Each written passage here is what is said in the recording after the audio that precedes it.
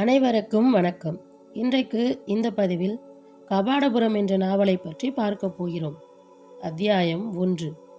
நகரணி மங்கள நாள். வசீகர சக்தி வாய்ந்தவனும் பேரழகனுமான இளவரசன் சாரகுமாரனை காண பாண்டியர் கோநகரத்து வடபால் சிறிது தொலைவில் அமைந்திருக்கும் மணிபுரம் எனப்படும் மணலூர்புரத்துக்கு முதலில் போகலாம் வாருங்கள். மாரோக மண்டலத்து கொற்கையின் அருகே பொருணை நதிக்கரையிலே பசுஞ்சோலைகளிடையே ஊரிருப்பதே தெரியாத பசுமையில் மறைந்திருக்கும் இந்த மணலூரின் அமைதி கபாடபுரத்தில் இராது. நாளை விடிந்தால் கபாடபுரத்தில் நகரணி மங்கள நாள். கோநகரத்தில் எங்கு நோக்கினும் கண்கொள்ளா காட்சியாயிருக்கும். பெரிய மாமன்னர் வெண்தேர் செழியரின் தேர்கோட்டத்திலிருந்து அவருடைய 3000 முத்து தேர்களும் அலங்கரிக்க பெற்று சித்திரா பௌர்ணமி நிலவொளியில் மின்னி மின்னி பல்லாயிரம் எதிர்நிலவுகள் நிலவை நோக்கி பிறந்து வருவன போல் கபாடபுரத்தின் அரச வீதிகளில் உலாவரும். இந்த ஆண்டின் சிறந்த முத்துக்களும் இரத்தினங்களில் எடுத்து குவித்து பட்டை தீட்டிய மணிகளும் கடைவீதிகளில் வந்து குவிந்து கிடக்கும்.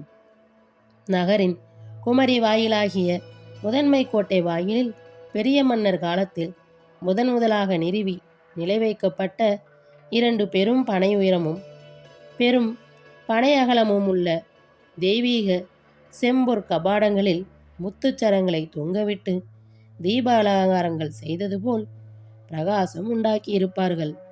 மறுபடி கடல் பொங்கி வந்தாலும் தாங்க வேண்டும் என்பதை போல் இந்த வலிமையான கபாடங்களையும் கோட்டை மதிர் சுவர்களையும் வெண்தேர் செழியர் பெருமுயற்சி செய்து அமைத்திருக்கிறார். கோநகரத்தை நெருங்கும் வெளியூர் சாலைகளிலிருந்தும் கடல் வழிகளிலிருந்தும் நீண்ட தொலைவிலேயே இந்த ஒளிமயமான கபாடங்கள் வானளாவிய கோட்டை மதில்களுடன் கம்பீரமாய் தெரியும். இந்த கபாடங்களின் நெருப்பு நிறம் அருணோதயத்தின் பொன்வெயில் பட்டு தகதகவென்று மின்னும் போது தொலைவிலிருந்து காண்பதற்கு பேரழகு நிறைந்ததாயிருக்கும். மணலூர்புரத்து சோலைகளில் ஞானி வெக்கி நகுவது போல் அழகாயிருக்கும். பொருணை நதி பூவை கபாடபுரத்தை சுற்றி தழுவி மணப்பது போல் வந்து பெருமிதமாக கடலில் கலக்கிறாள். சில காத பரப்புக்கு விரிந்து பறந்திருந்த கபாடபுர நகரின் ஒரு மருங்கில் பொருணையும் மறுமருங்கில் நெடுந்தூரம் நீல நெடுங்கடலுமாக அமைந்திருந்தபடியால் மிக ஆழமாயிருந்த பொருணை முகத்துவாரத்தின் வழியே சிறு கப்பல்களும் பாய்மர படகுகளும் வந்து நிற்கும் துறைமுகம் ஒன்றும், மறுபுறம் கடலில் மாபெரும் வெளிநாட்டு மரக்கலங்கள் வந்து நிற்கும் பெரும் துறைமுகம் ஒன்றுமாக இருந்தன. தென்கடலிலும் கீழ் மேல் கடல்களிலும் அங்கெங்கே இருந்த சிறு தீவுகள் பெருந்தீவுகளுக்கு போகும் பயண மரக்கலங்கள் எல்லாம் பொருணை முகத்துவாரத்து வழியே வந்து போகும். அவற்றுக்கு சுங்கசாவடிகள் முதலியன இல்லை. கடல் முகத்திரையிலோ பல சுங்கசாவடிகளும் காவலர்களும் உண்டு. கிழக்கே பொருணையும் தெற்கும் மேற்கும் கடலும் இயற்கை அழகிலாக இருந்ததனால் வடக்கு நோக்கி விரியும் நிலவெல்லையில் ஒரு பகுதி மட்டும் பொருணை கால்வாய் ஒன்றின் மூலம் சிறிது தொலைவு ஆழமான அகழி வெட்டி நீர் நிரப்பப்பட்டிருந்தது. சுற்றிலும் அகழிக்கரையில் அடர்த்தியாக ஞாழல் மரங்கள் குங்கும நிறத்தில் சரம் சரமாக பூத்திருப்பதை காண கண்கோடி வேண்டும் என்று தோன்றும். நகரத்தின் ஒரு பெரும் பகுதியை இயற்கையே பெரு விருப்பத்தோடு மலர்ச்சரங்களால் அலங்கரிப்பது போல் இந்த ஞாழல் மரங்கள் தோற்றளிக்கும். கபாடபுரத்தில் கிடைத்த முத்துக்கள் உலகின் எல்லா பகுதிகளிலுமே ஒளியினாலும் தரத்தினாலும் சிறந்திருந்ததன் காரணமாக நல்ல முத்துக்களுக்கு பெயரே கபாடம் என்று வைத்திருந்தனர் வெளிநாட்டு வாணிகர். பாண்டியர் கபாடம் என்ற வெளிநாட்டு கவிஞர் யாவரும் இந்நகருக்கு இலக்கிய புகழ் தந்தனர். மிக நீண்ட காலமாக தலைநகருக்கு வரவே வாய்ப்பின்றி மணலூரில் பெரும் புலவர்களான அவிநயனாரிடம் சிகண்டியாரிடமும் இலக்கண இலக்கியங்களை பாட கேட்டு குருகுலவாசம் செய்து வந்தான் சாரகுமாரன். இவ்வாண்டு எப்படியும் நிச்சயமாக நகரணி மங்கள நாளில் கோநகருக்கு வந்துவிட வேண்டுமென்று அன்பாக கட்டளையிட்டிருந்தார் பாட்டனார் வெண்தேர் செழியர். பாட்டனாருக்கு இந்த பேரப்பிள்ளையின் மேல் கொள்ள ஆசை. ஒளிநாட்டை சேர்ந்த பேரழகி ஒருத்தியை காதலித்து கடிமணம் புரிந்து கொண்ட அனாகுல பாண்டியனுக்கு மிக இளம் வயதில் பிறந்த செல்வ மகன் சாரகுமாரன். பெற்றோருக்கு மிக இளம் பருவத்தில் பிறந்ததனாலும் பெற்றோர் இருவரும் பேரழகு வாய்ந்தவர்களாகவும் கலை உள்ளம் படைத்தவர்களாகவும் இருந்ததனாலும் சாரகுமாரன் குழந்தையிலேயே மிகவும் வசீகரமானவனாகவும் ஒளிவுடையவனாகவும் இருந்தான். அவனுடைய குழந்தை பருவத்தின் அரச குடும்ப வழக்கப்படி அவனுக்கு ஐம்படை தாலி அணிந்து நான்மங்கலம் கொண்டாடிய போது அதனை புகழ்ந்து கவிபாடி வாழ்த்த வந்திருந்த புலவர்கள் எல்லாம் நடுவே, இதுவரை இந்த கபாடத்தில் விளைந்த முத்துக்களில் எல்லாம் சிறந்த முத்து இதுதான் என்று குழந்தையை கையில் எடுத்து குஞ்சியபடி பாட்டனார் வெண்தேர் செழியர் கூறிய அந்த ஒரு வாக்கியத்துக்கு ஈடான பொருட்சொறிவுள்ள கவிதையை இன்னும் இயற்ற முடியவில்லையே என்று நீண்ட காலமாக ஏங்கியிருந்தார்கள் பாண்டிய நாட்டு புலவர்கள். சாரகுமாரனுக்கு இந்த அழகிய பெயரை சூட்டியவர் கூட பாட்டனார் வெண்தேர் செழியர்தான். இந்த பெயரை சூட்டியதற்கு காரணமாக மருமகள் திலோத்தம்மையிடமும் மகன் அனாகுலனிடமும் பாண்டிய நாட்டு புலவர்களிடமும் முதியவர் வெண்தேர் செழியர் கூறிய விளக்கம் பலமுறை நினைத்து நினைத்து ரசிக்கத்தக்கதாய் இருந்தது. தேறுகளை கட்டி வளர்ந்த முதிய செழியரின் சிந்தனை சொற்களை கட்டி வளர்ந்ததை அவர்கள் வியந்தனர். இந்த சிறுவனை தொட்டு தழுவி உச்சி மோந்து பார்த்தால் கூட இவன் உடம்பு நமது மலை சந்தனம் போல் மணக்கிறது. இவன் நிறமும் சந்தன நிறமாயிருக்கிறது. சந்தன மரத்தில் மிக உயர்ந்த பக்குவமான மரத்துக்கு சாரகாந்தம் என்று பெயர். சாரம் என்பதற்கு மிக இனியது என்ற பொருள் உண்டு. இவனோ தேநீர் செய்தார் போன்ற இனிய குரலை உடையவனாயிருக்கிறான். பால் பசித்து அழுதால் கூட இனிய குரலில் அழுகிறான். இந்த தேசத்துக்கு எதிர்காலத்தில் இவன் மிகவும் பயப்படப் போகிறான். எனவேதான் இவை எல்லாவற்றையும் இணைத்து மனதில் கொண்டு இவனுக்கு சாரகுமாரன் என்று பெயரிட்டேன் என சமயம் நேரும் போதெல்லாம் மற்றவர்களிடம் பெருமையாக சொல்லிக் கொள்வார் முதிய செழிய மன்னர். புலவர் பெருமக்கள் இந்த பெயர் விளக்கத்தை உணர்ச்சி பூர்வமாக ரசித்து கேட்பதுண்டு. பெரிய மன்னரின் மொழிநுட்ப திறனை வியந்து பாராட்டுவதும் உண்டு. ஒளிநாட்டு மருமகள் திலோத்தம்மை மாமன்னரின் இந்த பெயர் விளக்கத்தை கேட்கும் போதெல்லாம் சாரகுமாரனின் தாய் என்ற முறையில் மனம் பூரித்திருக்கிறாள். அனாகுலனுக்கும் இதில் மகிழ்ச்சிதான். ஆனால் அந்த மகிழ்ச்சியை அவன் வெளிக்காட்டிக் கொள்வதில்லை. முதிய செழியர் இப்போதெல்லாம் அதிகமாக வெளியே வருவதும் போவதும் தேர்கோட்டத்தில் போய் சுற்றுவதும் கூட நின்றுவிட்டது. முதுமை தளர்ச்சியின் காரணமாக பள்ளி மாடத்திலேயே ஒடுங்கிவிட்டார். இந்த ஒடுக்கமும் தளர்ச்சியுமே மணலூரில் இருந்து பேரப்பிள்ளையை வரவழைத்து பார்க்க வேண்டும் என்ற ஆசையையும் பாசத்தையும் அவருக்குள் வளர்த்துவிட்டிருந்தன. மணலூர், கொற்கை, பூழி முதலிய பாண்டிய நாட்டின் வடகிழக்கு பகுதி ஊர்களிலேயே அகத்தியரிடம் நேர்முகமாக கற்று புலமை பெற்ற சிகண்டி, அவிநயனார் போன்ற பெரும் பெரும் புலவர்கள் எல்லோரும் இருந்ததனால் இளைய பாண்டியனான சாரகுமாரனை மணலூரில் தங்கி குருகுலவாசம் செய்விக்க விரும்பிய அனாகுலன் அவ்வாறே செய்திருந்தான். தந்தை முதிய செழியரின் விருப்பத்தை பூர்த்தி செய்ய வேண்டி நகர்மங்கல விழாவன்று இளைய பாண்டியன் சாரகுமாரனையும் அவனுக்கு ஆசிரியர்களான சிகண்டியாரையும் அவிநயனாரையும் கோநகருக்கு அழைத்து வருமாறு மணலூருக்கு விரைந்து சென்று அழைத்து வர வல்லப்பரிகள் பூட்டிய தேர் ஒன்று அமைக்கப்பட்டிருந்தது. மறுநாள் நகரணி மங்கள நாளாகையினால் கபாடபுரத்திலிருந்து மணலூர் வரை பொருணை நதிக்கரையை ஒட்டினார் போலவே செல்லும் பெரும் பாண்டியராஜ பாட்டையில் எங்கு பார்த்தாலும் திருவிழா கூட்டமாக இருந்தது. கடலோடு கலப்பதற்காக பெருகி விரையும் பொருணையைப் போலவே கபாடபுரத்தின் விழா கோலத்தோடு பொய் கலப்பதற்காக மக்கள் வெள்ளம் பெருகி ஓடிக்கொண்டிருந்த இந்த பெரு வழிகளில் கவனமாக முயன்று எவ்வளவு வேகமாக செலுத்தியும் அந்தி மயங்குகிற நேரத்துக்குத்தான் தேர்ப்பாகனால் மணலூரில் சிகண்டியாரும் அவிநயனாரும் வாழ்ந்து வந்த நதிக்கரை தோட்டத்தை அடைய முடிந்தது. மணிகள் ஒலிக்க தோட்ட முகப்பில் வந்து நின்ற தேரை முதலில் வரவேற்றவனே இளைய பாண்டியன் சாரகுமாரன்தான். ஆசிரியர் பாடம் சொல்லும் முன் மூல நூலை மனனம் செய்துவிட வேண்டும் என்றபடி அகத்திய பேரிலக்கத்தின் எழுத்ததிகார நூற்பாக்களை மெல்ல வாய்விட்டு சொல்லி தனக்குத்தானே கேட்கும் ஆத்மார்த்த சுகம் நாடும் இனிய குரலில் மனனம் செய்து கொண்டிருந்த சாரகுமாரன் பாட்டனாரின் முத்து பதித்த அலங்காரத்தேர் மணிகள் ஒலிக்க வந்து நின்றதைக் கண்டதும் மகிழ்ச்சி பிடிபடாத மனத்துடன் தேரருகே எழுந்து ஓடினான்.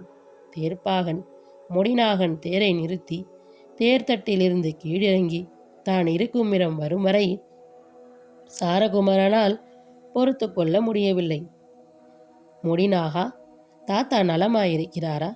நகர்மங்கல விழாவில் ஓடியாடி திரியும் பழைய உற்சாகம் தாத்தாவுக்கு இப்போது இருக்கிறதா? என்னை பற்றி அவர் ஞாபகம் வைத்திருந்து அடிக்கடி பேசுகிறாரா என்றான் சாரகுமாரன். ஆகா, கேட்க வேண்டுமா? தங்கள் தாத்தாவுக்கு இப்போதெல்லாம் அவருடைய தேர்கோட்டத்தை சேர்ந்த 3000 முத்து தேர்களை பற்றி கூட மறந்து போய்விட்டது. எக்காலமும் உங்கள் ஞாபகம்தான். நாள் தவறாமல் இளைய பாண்டியருக்கு பேர் வைத்த பெருமையை யாரிடமாவது சொல்லிக் கொண்டிருக்கிறார். முடிநாகா, அனாகுலன் மட்டும் என் பிள்ளை இல்லை.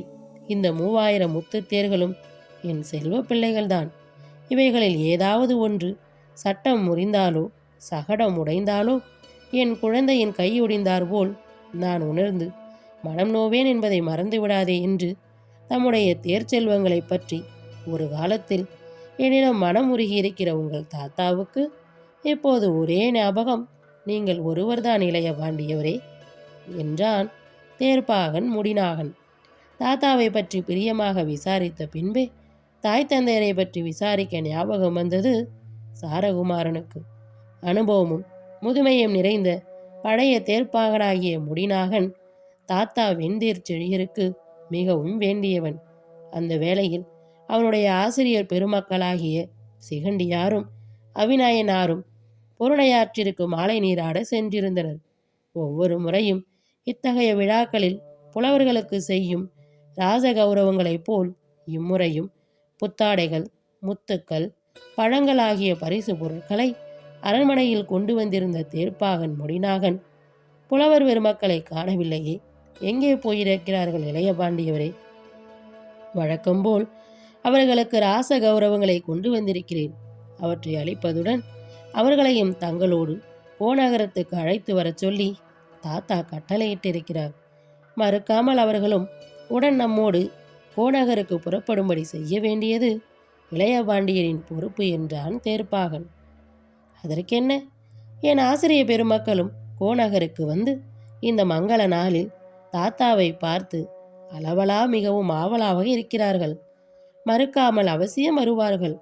அவர்களுடைய வரவேற்பை பற்றி உனக்கு சிறிதும் கவலை வேண்டாம் முடிநாகா என்று இளைய பாண்டியர் சாரகுமாரன் மறுமொழி கூறியபோது மீண்டும் மீண்டும் எதையாவது கேள்வி கேட்டு இளைய பாண்டியருடைய இனிய குரலை செவிமடுத்து மகிழ வேண்டும் போல் ஆசையாயிருந்தது முடிநாகனுக்கு. இந்த குரலையும் இந்த புன்முறுவல் பொலிவும் பொன்முகத்தையும் கண்டு கேட்டு மகிழ்வதற்காகத்தானே பெரிய பாண்டியர் உருகி உருகி உயிர் விடுகிறார் என்றெண்ணி உள்ளூர வியந்து கொண்டிருந்தான் அவன். இப்போது பட்டத்தில் இருக்கும் இளைய பாண்டியர் சாரகுமாரரின் தந்தையான அனாகுல பாண்டியரிடம் உள்ள தொடர்பை விட முதிய பாண்டியவரிடம்தான் முடிநாகனுக்கு அதிக தொடர்பு இருந்தது. முதியவராகிய பெரிய பாண்டியவரின் ஆட்சி காலத்தில் இறுதியில்தான் தேர்கோட்டத்தையும் அதன் உடைமையான 3000 முத்து தேர்களையும் மேற்கொண்டு கண்காணித்துக் கொள்வதற்காக அவன் நாக நாட்டிலிருந்து வரவழைக்கப்பட்டான். இதனால் பெரிய பாண்டியரிடம் அவனுக்கு அளவற்ற விசுவாசமும் நன்றியும் அந்தரங்கமான பக்தியுமே ஏற்பட்டிருந்தன. பெரியவரின் அன்புக்கும் பிரியத்துக்கும் பாத்திரமான பேரப்பிள்ளை என்பதனால் அதே விசுவாசமும் அன்பும் இளைய பாண்டியர் சாரகுமாரனிடமும் முடிநாகனுக்கு உண்டு. தேநீர் செய்தது போன்று சன்னமாக இழையும் இனிய குரலில் வார்த்தைகளை தொடுத்து தொடுத்து அழகாக சாரகுமாரன் உரையாடுவதை கேட்க அந்த குரலிலே மெய்மறந்து போகிறவன் முடிநாகன். எதிர்காலத்தில் இந்த குரல் பாண்டிய நாட்டின் பல்லாயிரம் மக்கள் கூட்டத்தை எல்லாரையும் வசியப்படுத்தி மயக்கப் போகிறது என்று தனக்குள் பலமுறை நினைத்து நினைத்து கற்பனை கூட செய்திருக்கிறான் முடிநாகன். யவ்வன பருவத்து கந்தருவ இளைஞனைப் போல் கண்களும் தோற்றமும் எப்போதும் சிரித்து கொண்டே இருக்கின்றனவே என்றெண்ணும்படி பொலிவான முகத்தோடு பொன்வடித்து வார்த்ததை ஒத்த தோள்களுமாக விளங்கும் சாரகுமார பாண்டியனை என்றெல்லாம் பொழுவிருக்கச் செய்து பார்த்து கொண்டே இருக்கலாம் போல் தோன்றும். பெரிய பாண்டியர் வெண்தேர் செழியர் மட்டுமின்றி சாதாரண அரண்மனை மெய்க்காவல் வீரர் முதல் தேர்கோட்டத்து மேற்பார்வைக்காரனான முடிநாகன் வரை எவர் இளைய பாண்டியர் சாரகுமாரனை எதிரே கண்டாலும் முகமலர இளமை பொங்க அவர் நின்று பேசுவதைக் கண்டு கணம் செவியார கேட்டு மகிழ்ந்துவிட்டே அப்பால் நகர வேண்டும் என்பது போல் ஓர் இனிய வசீகரம் அல்லது முகராசி சாரகுமாரனுக்கு இருந்தது. சாரகுமாரனின் தாய் திலோத்தம்மைக்கு இப்படி ஒரு முகவசீகரம் உண்டு. அதுவாவது பெண்மையின் இயல்பான பொலிவு என்று தோன்றி அமைதி பெறும். ஆனால் சாரகுமாரனின் அழகோ பொலிவோ நிறமோ தந்தையின் கம்பீரமும் தாயின் எழிலும் கலந்த அற்புத தோற்றத்தோடு கூடியவனாயிருந்தான்.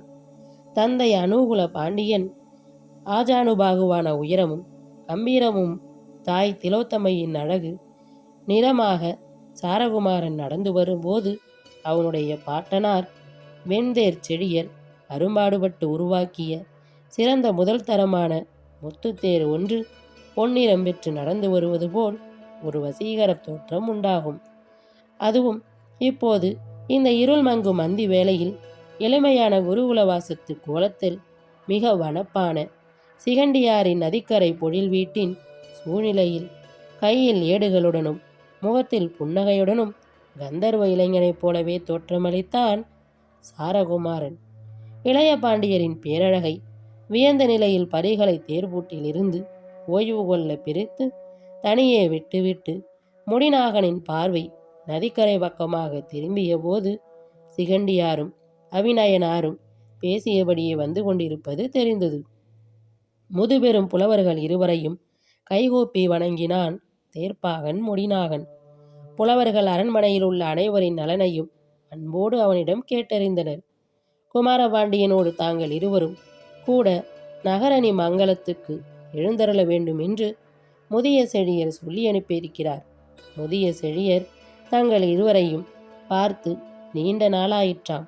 அதனால் அவசியம் தாங்கள் இருவரையும் எதிர்பார்க்கிறார். மற்ற சங்க புலவர்கள் 57 மாறும் தூது சொல்லி அனுப்பியிருக்கிறார் பெரியவர்.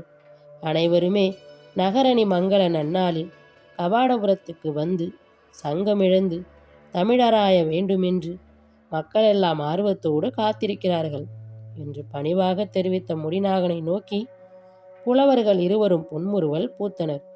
கபாடபுரத்தில் இருந்து அழைத்து செல்வதற்கு தேர் வந்திருக்கிறது என்றவுடன் நான் சாரகுமாரனின் முகத்தில்தான் எத்தனை மகிழ்ச்சி பொலிவு பார்த்தீர்களா அவிநயனாரே என்று சிரித்தபடியே சாரகுமாரனை சுட்டிக்காட்டி அவிநயனாரிடம் கூறினார் சிகண்டியாசிரியர். அதை செவியுற்றபடியே அவர்களை நோக்கி வந்து கொண்டிருந்த சாரகுமாரன், அந்த மகிழ்ச்சிக்கு ஒரே காரணம் ஆசிரியர் பிரான்களாகிய தாங்களும் அடியேனுடன் கோநகரத்துக்கு வந்தருளப் போகிறீர்கள் என்பதுதான் சுவாமி என்று சாதுரியமாக அவர்களுக்கு மறுமொழி கூறினான். கீழ்திசை வானில் நிலா எழுந்து நதிக்கரை சோலையை போல் முழங்காட்டினார் போல ரம்மியமாக்கியது. ஆசிரியர்களும் சாரகுமாரனும் இரவு உணவை மணலூர் பொழில் மாளிகையிலேயே முடித்து கொண்டனர். முடிநாகனும் அங்கேயே உண்டான். உணவுக்கு பின்னர் இளைய பாண்டியன் சாரகுமாரனும் புலவர் பெருமக்களும் புறப்பட்டனர். நீண்ட நாட்களுக்கு பின் பாட்டனாரின் முத்து தேரையும் முதன்மையான வேகம் பொருந்திய தேர் புறவிகளையும் பார்த்து சாரகுமாரனுக்கு தேர் செலுத்தி செல்லும் ஆசை வந்தது. புலவர்களை தேரினுள் இருக்கையில் அமர செய்து முடிநாகனை தன்னருகே தேர்தட்டு சட்டத்தில் இருத்தி கொண்டு நிலா ஒளி நிரம்பி தெளிவாயிருந்த பெரும்பாண்டிய ராஜபாட்டையில் தேரை செலுத்தினான் சாரகுமாரன். குதிரைகள் தாவி பறந்தன.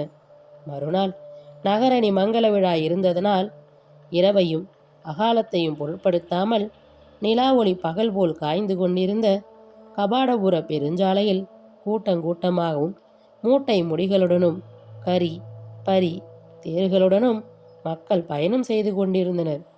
பொருணரும் பாணரும் கூத்தரும் விரலியரும் ஆகிய கலைஞர்கள் வழிபயணத்தின் களைப்பு தெரியாமல் இருப்பதற்காக பாடல்களையும் வரிக்கூத்து செயல்களையும் இறைந்து பாடி இசைத்து கொண்டு சென்றனர்.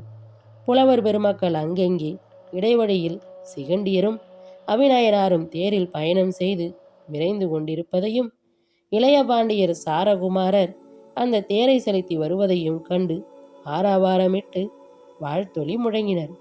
இரவிலும் கபாடபுரத்துக்கு செல்லும் அந்த அரச வீதி திருவிழா கோலம் கொண்டிருந்தது. இருமருங்கும் பெரிய பெரிய ஆலமரங்கள் செறிந்தும் வழிபோக்கர் தங்கிச் செல்லும் வழிபோக்கர் மாடங்களும் அறக்கோட்டங்களும் நிறைந்ததுமான அந்த பெரும் பாண்டிய ராஜபாட்டை கபாடபுரத்தையும் அந்த கோநகரத்தை போலவே வடகிழக்கே பாண்டிய நாட்டின் மற்றொரு கடல் வாணிக நகரமான கொர்க்கையையும் இணைத்தது. இடையே மணலூர், பூழி முதலிய பேரூர்கள் அமைந்திருந்தன. சாலையின் இருபுறமும் ஆலமரங்களுக்கு அப்பால் தோட்டங்களும் நெல் வயலுமாக வலம் பொங்கிய சூழ்நிலைகள் தோன்றின. மெல்லிய காற்று நிலாயிரவின் தன்மையோடு வீசிக்கொண்டிருந்தது. சிகண்டியர் இளையபாண்டியனுக்கு இசையும் கற்பித்து வந்ததனால் அந்த நேரத்துக்கு பாட ஏற்ற பண் ஒன்றை கூறி இளையபாண்டியனை பாடுமாறு வேண்டிக் கொண்டார். இளையபாண்டியனும் ஆசிரியருடைய வேண்டுகோளின்படி தன் அமுத குரலில் தேனிசை பொழிந்து கொண்டே தேரின் வேகத்தை குறைத்து பறைகளை சற்றே மெல்ல செலுத்தினான். தக்கராக பண்ணில் சிகண்டியர் கற்பித்த பாடலொன்றினை பாடி முடித்த பின் கேட்பவர்களை உருக்கி சுழன்று துவலச் செய்யும் இரக்கற் பண்ணாகிய விளரியை இளையபாண்டியன் தொடங்கிய போது சிகண்டியர் அது முடிகிற வரை தேரை சாலையோரமாக நிறுத்திவிடுமாறு சொல்லிவிட்டார். தேரை நிறுத்திவிட்டு செவிமடுத்து மகிழும் அளவுக்கு 1.5 நாழிகை நேரம் விளரியை இழைத்து இழைத்து பாடினான் சாரகுமாரன்.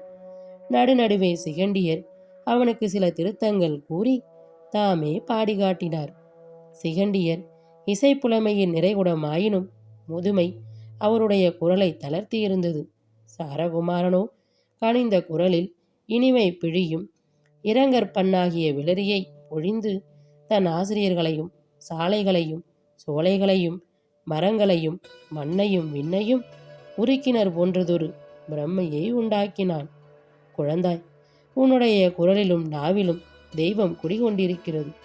என்னுடைய இசை நாடத்தை எல்லாம் கொண்டு நீ பாடும் குரலுக்காகவும் முறைக்காகவுமே ஒரு புதிய மாபெரும் இசை இலங்கணத்தை படைக்கலாம் போல் தோன்றுகிறது. உன் குரல் பாடி முடிப்பதற்கு உலகம் இதுவரை படைத்துள்ள இசை வரம்புகள் சிறியவையாகவே எனக்கு தோன்றுகிறது என்று சாரகுமாரனை வியந்து வாழ்த்தினார் சிகண்டியார். அவிநயனாரும் பாராட்டினார். முடிநாகனோ மெய்மறந்து போனான். சுவாமி, தங்கள் வாழ்த்துக்கும் புகழுக்கும் தகுதியானவனாக இந்த சிறுவனை இறைவனென்றும் வைத்திருக்க வேண்டும் என்று அவரை பணிந்து வணங்கினான் சாரகுமாரன். தேர் புறப்பட்டது.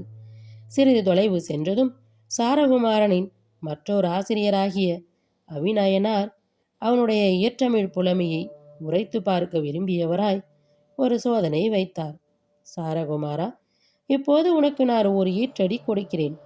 தேர் இந்த சமயத்தில் சென்று கொண்டிருக்கும் இதே இடத்திலிருந்து இன்னும் 1/4 நாழிகை தொலைவை அடைவதற்குள் என்னுடன் ஈற்றடியை நான் சொல்கிற பொருள் அமையும்படி நீ தேரை நிறுத்திவிட்டு சிந்திக்காமல் தேரையும் செலுத்தி கொண்டே சிந்தித்து முடிக்க வேண்டும் என்றார் அவர். ஈற்றடியை சொல்லி அருள வேண்டும் சுவாமி. தாங்கள் கற்பித்த யாப்பும் செய்யுட்கோப்பும் இந்த சோதனையில் அடியேனை காப்பாற்றி வெற்றியளிக்கும் என்ற நம்பிக்கையோடு தங்களை வணங்கி இந்த ஈற்றடியை ஏற்ற முயல்வேன் என்றான் சாரகுமாரன்.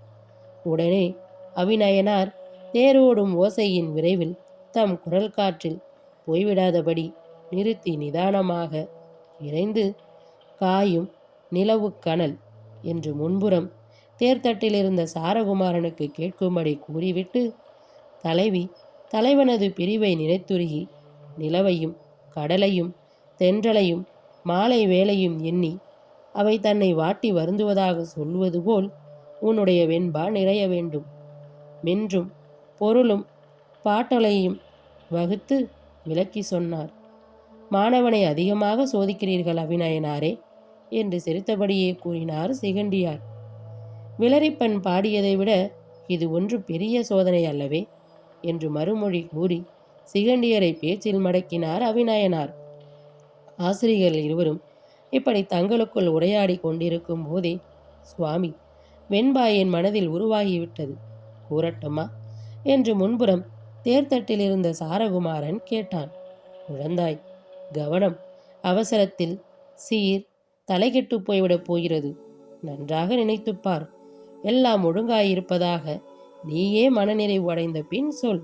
இன்னும் 1/4 நாழிகை தொலைவு வரவில்லையே, அதற்குள் உனக்கு என்ன அவசரம் என்றார் அவிநயனார்.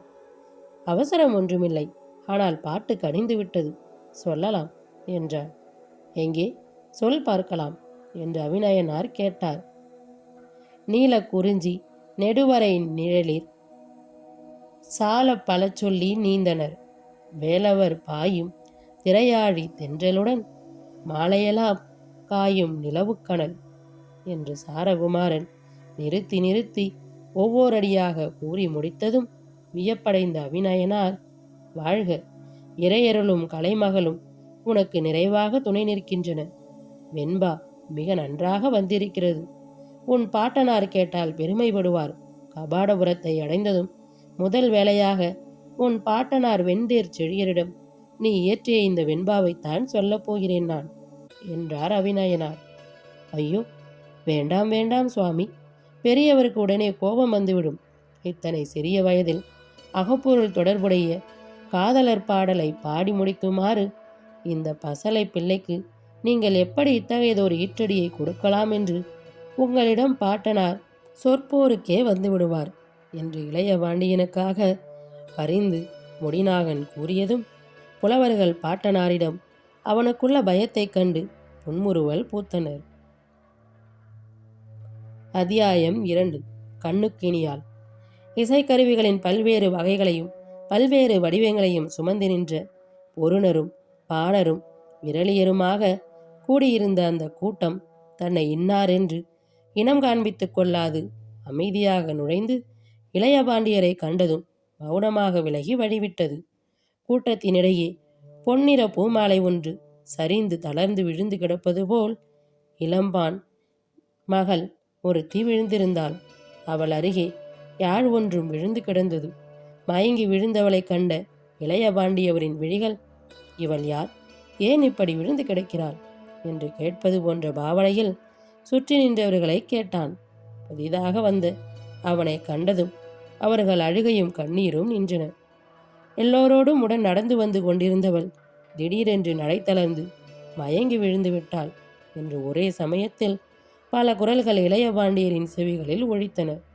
துயரமும் சோர்வும் பயமும் கொண்ட அந்த கூட்டத்தில் மலர்ந்த முகமும் புன்சிரிப்பும் ஒளிர இளையபாண்டியர் புகுந்தது இருளில் மின்னல் தோன்றி பொழிவது போல் இருந்தது. இளையபாண்டியரை பின்தொடர்ந்து வந்திருந்த முடிநாகன் குறிப்பறிந்து செய்ய வேண்டியதை உணர்ந்தவனாக சாலையோரமாய் மரக்கூட்டத்திற்கு அப்பால் இருந்த நெற்கழனிக்குள் நீர் பாயும் வாய்க்காலை தேடி ஓடினான். பக்கத்தில் இருந்த மரங்களில் இலைகள் பெரியதாயிருந்த மரம் ஒன்றிலிருந்து 4-5 இலைமடல்களை இணைத்து பேழை போர் செய்து நீர் முகந்து கொண்டு விரைந்தான் அவன். தன்னென்று குளிர்ந்த வாய்க்கால் நீரை ஒரு கை அள்ளி அவள் முகத்தில் தெளித்தபோது தண்ணீரின் குணத்தினாலோ அதை தெளிந்த சாரகுமாரின் மனதில் நிரம்பியிருந்த கருணையினாலோ அந்த மயங்கி கிடந்தவளின் உடலில் அசைவுகள் புலப்பட்டன. அள்ளி மலருவது போல் அவள் விழிகளில் மலர்ச்சியும் தெரிந்தது.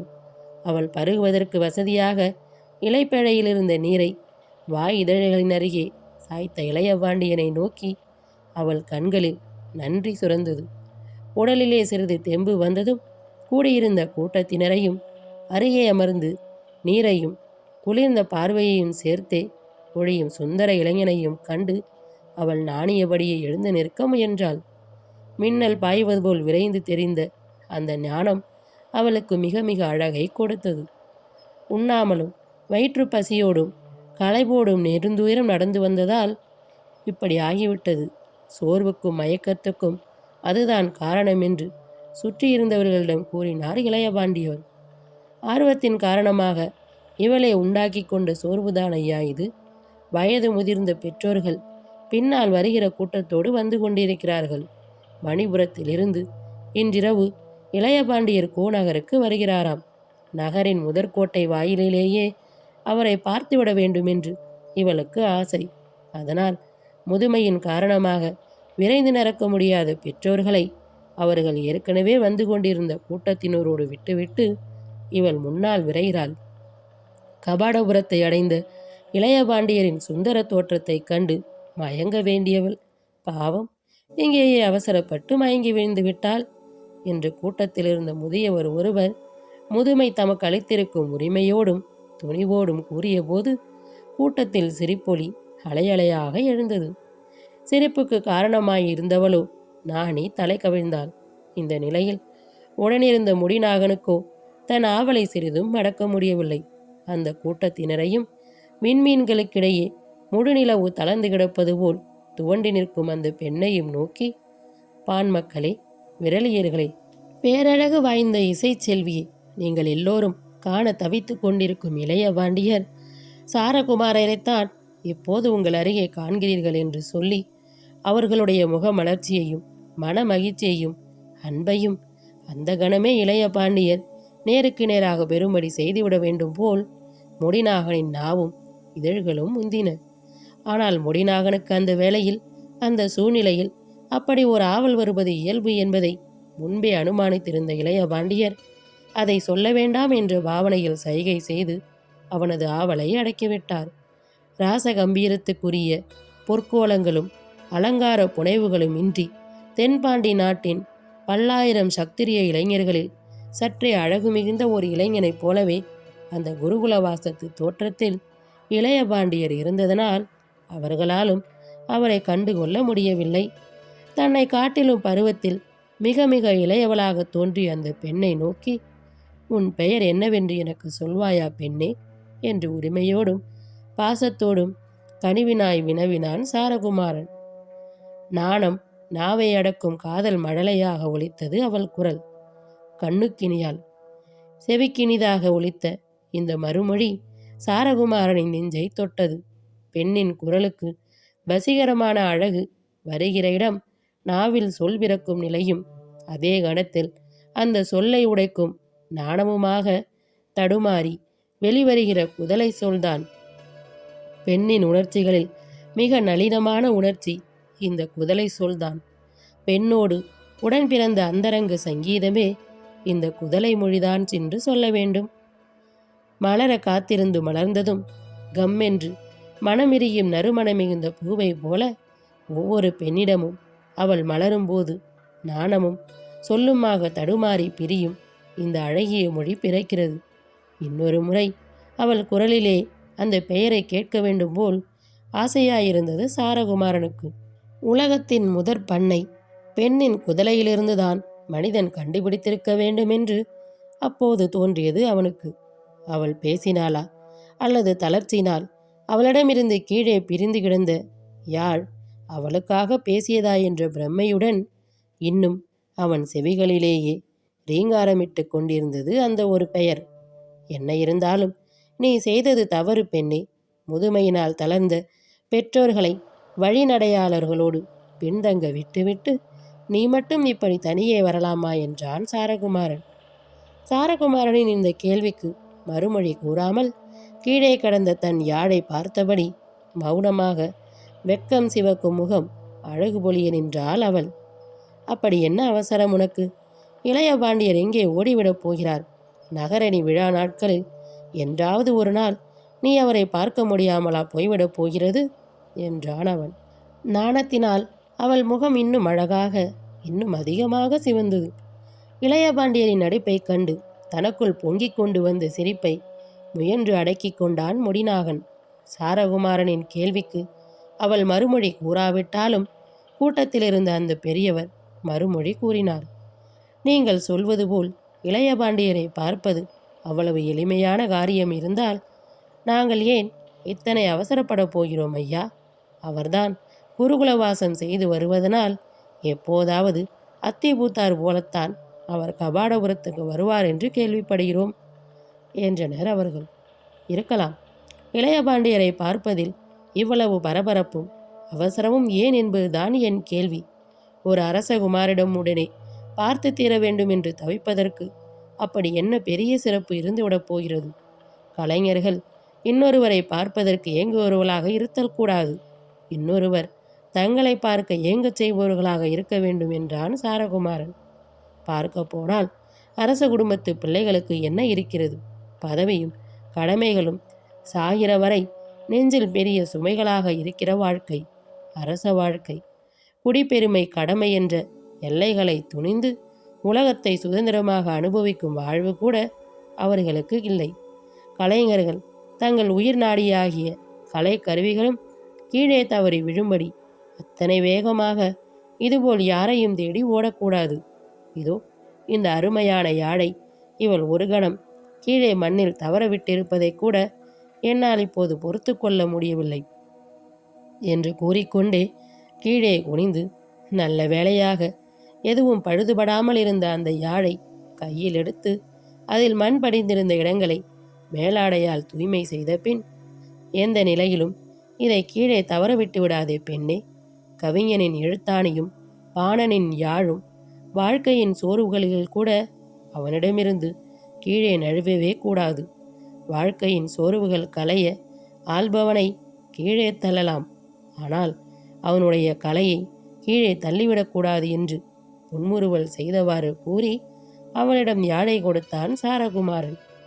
யாழை வாங்கி கொள்ளும்போது அவள் கைகளையும் விரல்களையும் பார்த்த சாரகுமாரனின் மகிழ்ச்சி மேலும் அதிகமாகியது. தாமரை இதழ்களை நீட்டி சுருட்டி பவழ நகங்கள் பதித்தார் போன்ற அந்த நீண்ட நளின விரல்கள் யாழ் வாசிப்பதற்கென்றே படைக்க பெற்றவை போல தோன்றின. ஒரு முறை பார்த்தாலும் மறந்துவிட முடியாத அத்தனை அழகிய விரல்கள் அவை. யாழை அவனிடமிருந்து பெற்றுக்கொண்ட அவள் நன்றியோடு சில வார்த்தைகள் தயங்கி தயங்கி பேசினாள். ஐயா, உங்களைப் போல் உதவி செய்யும் மனமும் கருணையும் நிறைந்தவர்கள் நிரம்பி கிடக்கிற இந்த பாண்டிய நன்னாட்டின் வழிகளில் கலைஞர்கள் எந்த இடத்தில் சோர்ந்து விழுந்தாலும் நிச்சயமாக அவர்களுக்கு கவலை இருக்க முடியாது. அவர்களுடைய யாழ் கீழே விழும்போதெல்லாம் அதை நினைவூட்டி மறுபடியும் எடுத்தளிக்க உங்களை போன்றவர்கள் இருக்கும்போது கலைஞர்களுக்கு என்ன கவலை என்றால் அவள். என்னிடம் நீ சொல்வது போல் ஏதாவது நல்ல குணம் இருக்குமானால் அதற்காக கடவுளை வாழ்த்து பெண்ணே. என்னை வாழ்த்துவதும் வியப்பதுமே ஒரு நாள் நான் இவற்றை மறப்பதற்கோ இழந்து விடுவதற்கோ காரணமான அகங்காரத்தை என்னுள் உண்டாக்கிவிடலாம் என்றான் அவன். ஐயா, எளிமையாக தோன்றினாலும் தாங்கள் பெரும் செல்வக்குடியை சேர்ந்தவர் போல் தெரிகிறீர்கள். தயை செய்து தாங்கள் யார் என்பதை எங்களுக்கு கூறலாமா என்றாள் அவள். என்னை பற்றி கூறுவதற்கு அப்படி பெரிதாக ஒன்றுமில்லை பெண்ணே. இந்த பாண்டிய நாட்டின் கோநகராகிய கபாடபுரத்தில் நிரம்பியிருக்கும் மிகப்பெரிய முத்து வணிகர்களில் ஒருவன் நான் என்றான் சாரகுமாரன். இவ்வளவு பெருந்தன்மையும் கருணையும் காட்சிக்கு எளிமையும் நிரம்பிய தாங்கள் விற்கும் முத்துக்கள் எல்லாம் சிறப்பாயிருக்கும் என்பதில் ஐயமே இல்லை ஐயா என்றாள் அவள். இதை கேட்டு சாரகுமாரன் புன்னகை பூத்த முகத்தோடு மௌனமாயிருந்தான்.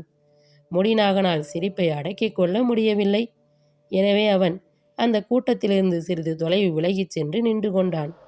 சாரகுமாரனோ கண்ணுக்கினியால் பேச பேச அவளுடைய குரல் இனிமையையும் அதில் நிரம்பியிருக்கும் குதலைத்தன்மையையும் கேட்டு ரசிக்க விரும்பியவன் போல் நின்று கொண்டிருந்தான்.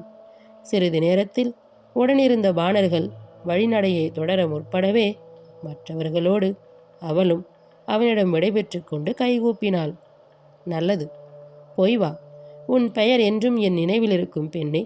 இவ்வளவு அழகிய சொற்களை இணைத்து சூட்டப்பட்ட ஒரு பெயரை நான் இதுவரை கேட்டதே இல்லை என்றான்.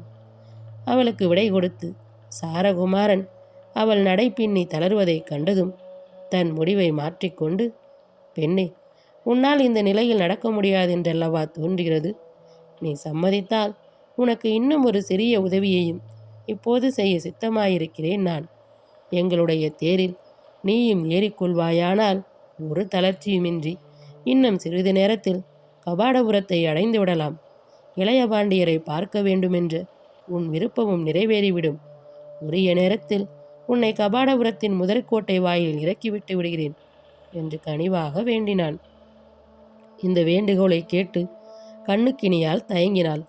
முன்னால் கூட்டமாக விரைந்து கொண்டிருக்கும் தன்னுடன் வந்த மற்ற பாணர்களையும் இப்பால் நின்று தன்னை தேருக்கு அழைக்கும் சாரகுமாரனையும் மாறி மாறி பார்த்து ஒரு முடிவுக்கும் வர இயலாமல் அவள் தடுமாறுவது போல் தோன்றியது. சிறிது நேர சிந்தனைக்கு பின், எனக்கு சம்மதமானாலும் உங்களுக்கு அந்த சிரமத்தை தரலாமா என்றுதான் தயங்குகிறேன் ஐயா என்றாள் அவள்.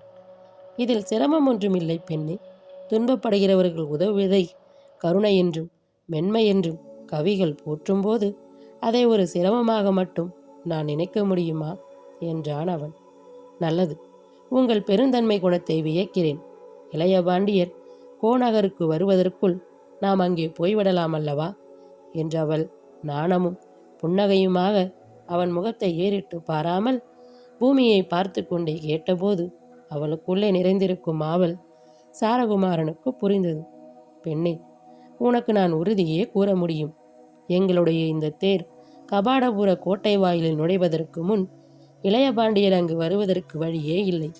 என்னை நீ நம்புவதோடு இப்போதே இந்த கணமே இளைய பாண்டியரை பார்த்ததாகவே வைத்துக் கொள்ளலாம் என்றான் சாரகுமாரன். இந்த உறுதிமொழியை கேட்டு அவள் அவனுடன் நடந்தாள். முடிநாகன் முன்பே தேருக்கு சென்று ஆயத்தமாக இருந்தான். தேரை அவன் செலுத்தவே சாரகுமாரனும் அந்த பெண்ணும் தேரின் பின்புற சட்டத்தில் அமர்ந்து கொண்டனர். முன்புறம் உறங்கி தளர்ந்திருந்த புலவர் பெருமக்களுக்கு இடையூறின்றி தாங்கள் பின்புறம் அமர்வது நல்லதென்று அங்கே தானும் அந்த பெண்ணும் இருக்க வசதி செய்து கொண்டான் சாரகுமாரன். வழியில் அவளிடம் பல செய்திகளை பேசினான் அவன். இசை நுணுக்கங்கள், செவ்வழி, பாலைப்பண், யாழ் நரம்புகள், திவவு என்னும் யாழ்காட்டு உறுப்பு எல்லாவற்றையும் பற்றி அவளிடம் நிறைய விவாதித்தான்.